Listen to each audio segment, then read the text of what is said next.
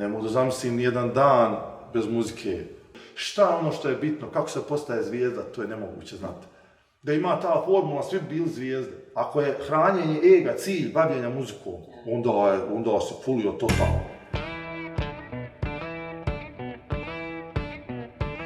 Kako muzika, šta ti podrazumijevaš, kao šta za to tebe predstavlja?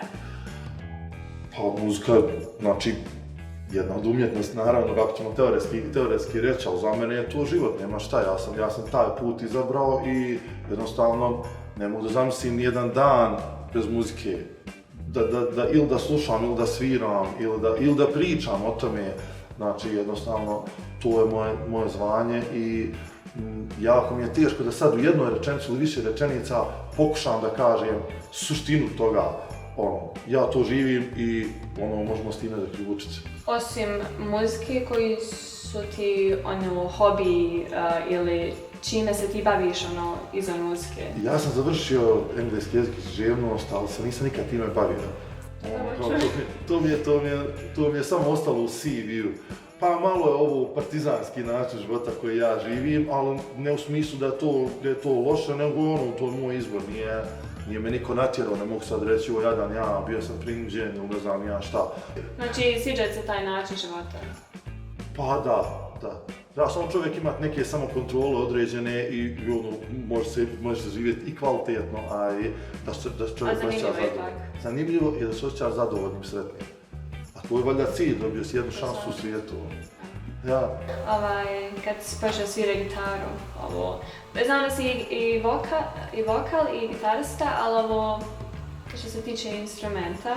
Pa što se tiče instrumenta, ja sam počeo, kad sam bio mali, tata koji je bio hipik i rocker čitav život, odmah mi je gitaru uvalio, neka škola privatna bila na Palom, ja sam išao i učio sam klasičnu muziku, kasnije sam sam nastavio da sviram sve što je vezano za rock and roll, pa onda kasnije malo i jazz, pa i blues, mislim, svi mogući pravci su uticali na mene.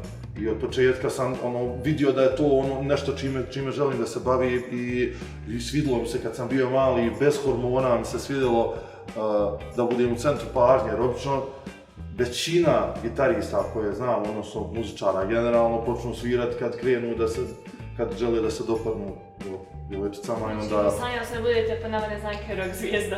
Pa dobro, rock zvijezda svak želi da bude, ali mislim, ne treba nikada prestati pokušavati. Da, svakako.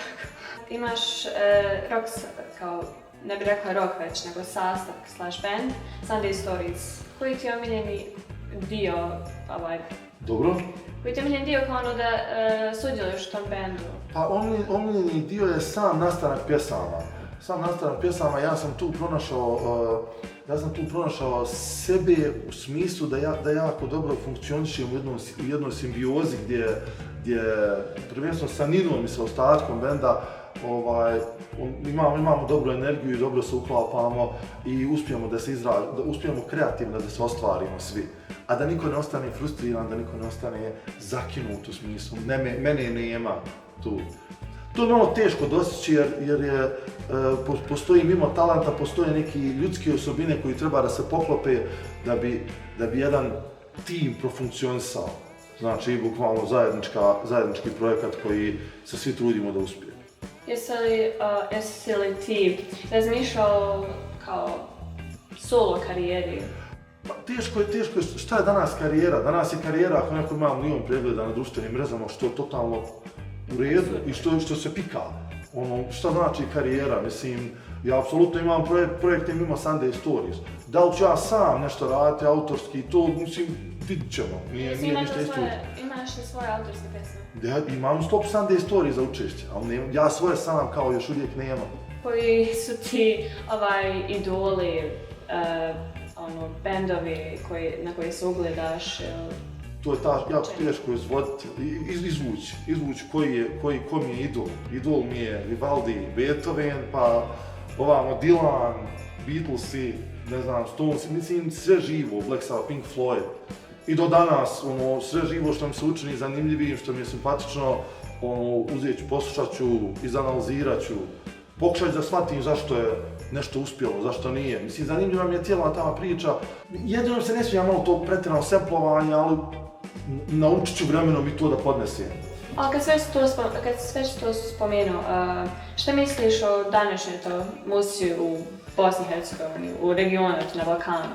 Znači, muzika je odlična, ima odličnih i projekata, i bendova, i pojedinaca, i sve ima što treba da ima jedna scena, tačno u onoj količinu, odnosno broj stanovnika, i svo znanje je potpuno dostupno, tako da u kombinaciji te dostupnosti znanja sa ljudima koji se rađaju kreativni na svakom ćošku, sigurno znači da je sve sad, šta je popularno, šta nije, to je neka druga tema koja nije moj fah.